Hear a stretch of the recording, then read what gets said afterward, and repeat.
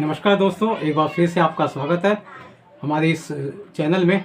आज मैं आपको कुछ बताना चाहता हूँ। अभी मैं जब नहा के आ रहा था, पता नहीं मैं आपको नहाया हुआ लग रहा हूँ कि नहीं, लेकिन जब मैं नहा के निकला तो मैंने एक शैम्पू यूज़ किया। और अक्सर करके मैं ऐसे ही ये ₹1 वाला जो शैम्पू आता कोई सा भी यूज़ कर लेता हूँ।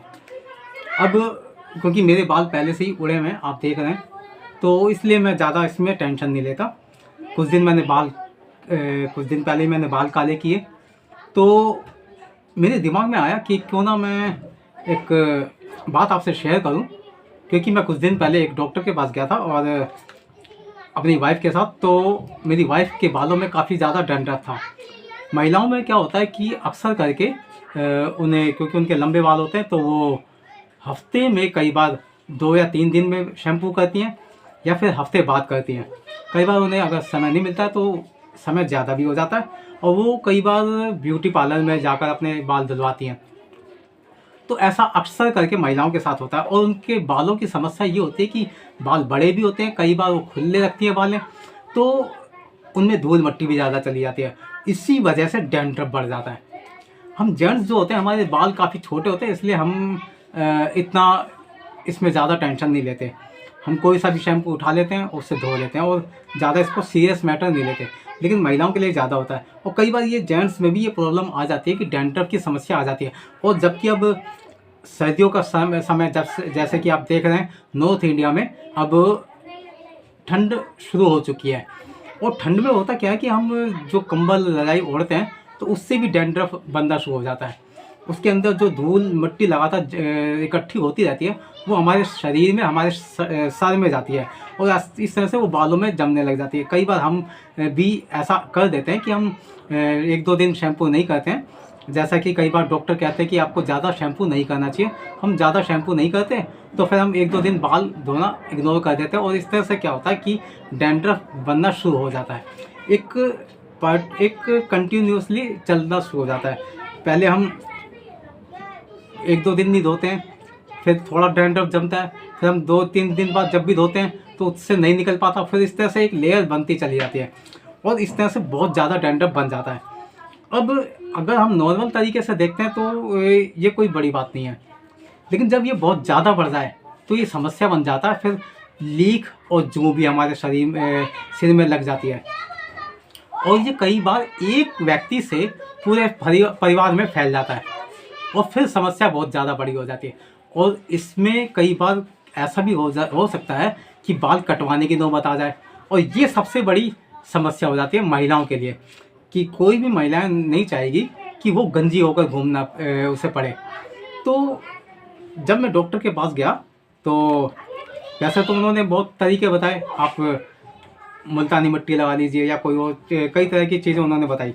लेकिन जब इन सारी बातों से बात नहीं बनी तो उन्होंने मुझे एक ये शैम्पू दिया, जैसे कि आप देख रहे हैं, इस पर नाम लिखा है केराग्लो AD। तो ये शैम्पू उन्होंने मुझे दिया और इसको मैं आपको दिखाना चाहता हूँ कि ये किस तरह का है। ये बहुत छोटा सा साइज़ है इसका, शायद ये 3 इंच का पैकेट है और इसमें इस तरह से ये आपको इसमें एक पैकेट मिलेगा।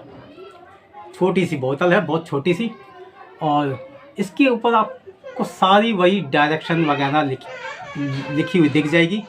इसे किस तरह से यूज़ करना है, इसके अंदर क्या क्या कंपोजिशन मिला हुआ है। प्रोसेस सेम है, आपको जैसे आप नॉर्मल शैम्पू यूज़ करते हैं सेम इसे वैसे यूज़ करना है। बस इसे आपको ये ध्यान रखना है कि हफ्ते में एक बार से ज़्यादा इसे यूज़ नहीं करना है, क्योंकि ये बहुत तेज़ी से डैंड्रफ को काटता है। ये स्किन फ्रेंडली तो है ही, लेकिन अगर आप इसे ज़्यादा यूज़ कर देंगे तो ये आपकी स्किन के लिए एक हार्मफुल भी बन सकता है। तो इसलिए बहुत ध्यान से इसे यूज़ करना है। हफ्ते में एक बार का मतलब है कि एक ही बार। अगर आप ज़्यादा यूज़ कर लेंगे तो हो सकता है कि आपकी स्किन उखड़ने भी लग जाए। अब ये आपकी स्किन पर डिपेंड करता है कि आपकी स्किन कैसी है, आपकी स्किन पतली है, मोटी है या क्या है, ये आपके स्किन पर डिपेंड करता है। मैं इसको आपको खोल कर दिखाता हूँ। ये अभी बिल्कुल पैक्ड है और मैं आप ही के सामने इसे खोल रहा हूँ। अब क्योंकि डॉक्टर ने ये बताया है, रिकमेंड किया है तो इसलिए मैंने सोचा कि इसके बारे में मैं आपको बता दूं। देखिए, अब ये आपको बिल्कुल साफ साफ शायद दिखाई दे रहा होगा कि तो ऐसी इसकी पैकिंग है। आप चाहें तो अपने डॉक्टर से पूछकर सलाह मशवरा लेकर इसे ले सकते हैं अगर आपको डैंड्रफ है। वैसे नॉर्मल तरीके से अगर आप एक दिन छोड़कर एक दिन अगर आप शैम्पू करते हैं तो कोई दिक्कत नहीं है, लेकिन जब आप कई दिनों तक शैम्पू नहीं करते, अपने बालों को सही से नहीं धो पाते या फिर कोई ऐसे माहौल में चले जाते हैं जहाँ बहुत ज़्यादा धूल मट्टी उड़ती है, जैसे मान लीजिए आप किसी ऐसी जगह पर हैं जहाँ बहुत ज़्यादा आंधी तूफान चलता है, जैसे राजस्थान या रेगिस्तान के किसी इलाके में, तो हो सकता है कि आपके हालात ऐसे हो जाए कि आपके बालों में बहुत ज़्यादा डैंड्रफ या मिट्टी हो जाए, तो उससे आपको परेशानी हो सकती है। तो तब आप इस शैम्पू को ले सकते हैं और इसे इस्तेमाल कर सकते हैं। ये आपको मैं दिखाता हूँ कि ये किस तरह का लिक्विड इसमें दिखाई देता है। ये देखिए, ये हल्का सा रेडिश है, मतलब रेड कलर का आपको हल्का दिखाई देगा। तो आप ये देखिए, हल्का सा रेड आपको दिखाई दे रहा है। तो इस तरह का ये शैम्पू है और बिल्कुल नॉर्मल शैम्पू की तरह है, इसमें कुछ भी अलग नहीं है। और इसकी खुशबू भी बहुत अच्छी है, मतलब इसमें आपको ऐसा नहीं है कि लगाते समय आपको अजीब सा लगे, गंदी सी स्मेल आए या कुछ है, ऐसा नहीं है।